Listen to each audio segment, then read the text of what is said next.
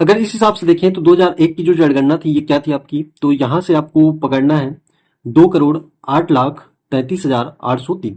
और वहीं पे अगर 2011 जनगणना की बात करें तो ये कितना है आपका 2,55,45,198। अब यहाँ पे हम लोग बारी बारी से सभी चीज़ों के ऊपर बात करेंगे। एक आपको लिस्ट मिलेगा। अब बोलोगे सर डाटा वाला याद नहीं होता है, तो आपको याद तो करना पड़ेगा, ठीक है। इसका कुछ ना कुछ तो सोल्यूशन निकालना पड़ेगा। और एक चीज़ आप लोग यहाँ पे समझ जाओ कि ये जो सक्सेस है, ठीक है, जैसे आप लोग एनालिसिस किए होगे, आप लोगों के जीवन में कभी अनुभव आया होगा कि हम लोग इतना पढ़ते हैं, हम लोग इतना प्रैक्टिस करते हैं, लेकिन सिलेक्शन नहीं हो पाता। तो सिलेक्शन नहीं हो पाने का जो मेन रीजन है, या जो आपको सफलता नहीं मिल पाती, पढ़ने के बावजूद भी नहीं मिल पाती, तो इसका मेन रीजन वो चीज़ है, इसको मैं समझा रहा हूँ। अगर आपको किसी भी एग्जाम में सक्सेस पाना है, या किसी भी चीज में आपको सक्सेस पाना है, तो अंग्रेजी जो वर्णमाला है इसमें से 3 लेटर को आप लोग उठा लो। इन 3 लेटर में कौन कौन सा? पहला लेटर एल, दूसरा आपका पी, और तीसरा क्या आपका आर, ठीक है। यही तीनों लेटर आपको कहां तक लेके जाएंगे? तो आपको सक्सेस तक लेके जाएंगे। अब ये एल पी आर क्या है? तो एल फॉर यहाँ पे आप लोग लिखोगे, ये क्या है आपका? लर्न है। पी फॉर लिखोगे, ये क्या है आपका? प्रैक्टिस है। और यहाँ पे सी फॉर लिखोगे, सॉरी आर फॉर लिखोगे, यहाँ पे क्या है? रिवीजन है। ये तीन ही चीजें आपने कर ली तो आपको सिलेक्शन लेने से या सक्सेस पाने से कोई भी नहीं रोक सकता है। इसको जितना जल्दी अपने दिमाग में आप लोग फिट कर लोगे, उतना ही यहाँ पे क्या होगा? फायदा होगा।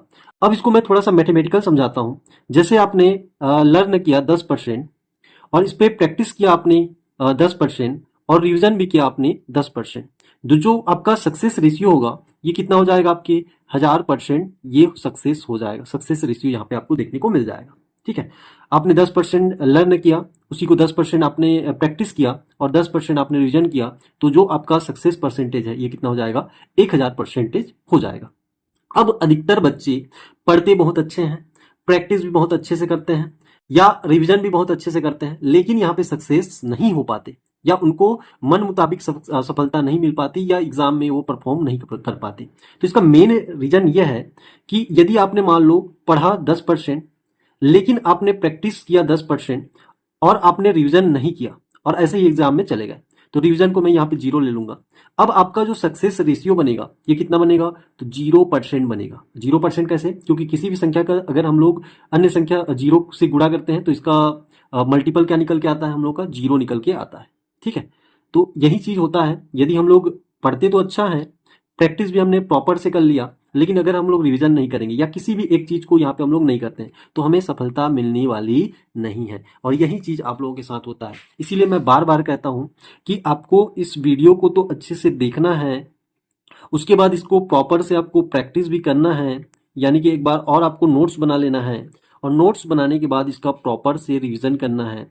और रिवीजन करने के बाद प्रैक्टिस आपके लिए कहाँ पे करना पड़ेगा? तो प्रैक्टिस आप लोग करोगे एमसीक्यू सेशन में करोगे, और इसका भी प्रबंधन मैं करा देता हूँ। ये कहाँ पे होता है? तो हमारे मोबाइल एप्लीकेशन, जिसका नाम क्या है आपका? इसका नाम है कॉम्पिटिशन सिटी, ठीक है, कॉम्पिटिशन सिटी।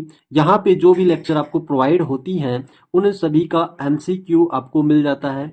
ऐसा एमसीक्यू जो आपके एग्जाम में पूछे जाते हैं, क्योंकि जो चीजें हम लोग पढ़ रहे हैं और हमारा एग्जाम पैटर्न भी एमसीक्यू रहता है, तो हमें उसी चीज पे ऊपर क्या करना पड़ेगा? प्रैक्टिस करना पड़ेगा।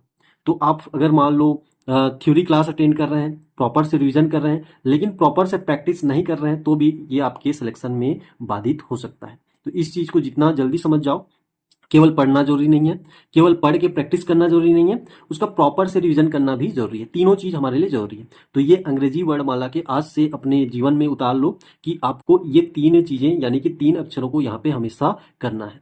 अगर इसमें से किसी भी टॉपिक में या किसी भी आप लेक्चर में ये तीनों नहीं कर रहे हैं, तो ये 2 प्रोसेस करने का कोई मतलब नहीं है, या थोड़ा कम भी कर रहे हैं। जैसे मान लो आपने क्या किया, तो यहाँ पे अच्छे से पढ़ा, ठीक है, अच्छे से पढ़ने के बाद आपने अच्छे से एमसीक्यू लगाया, और रिवीजन आपने मान लो 1% किया, तो आपका जो सक्सेस रेशियो है ये आपका 100% निकलेगा, ठीक है, जो 1000 निकलना था।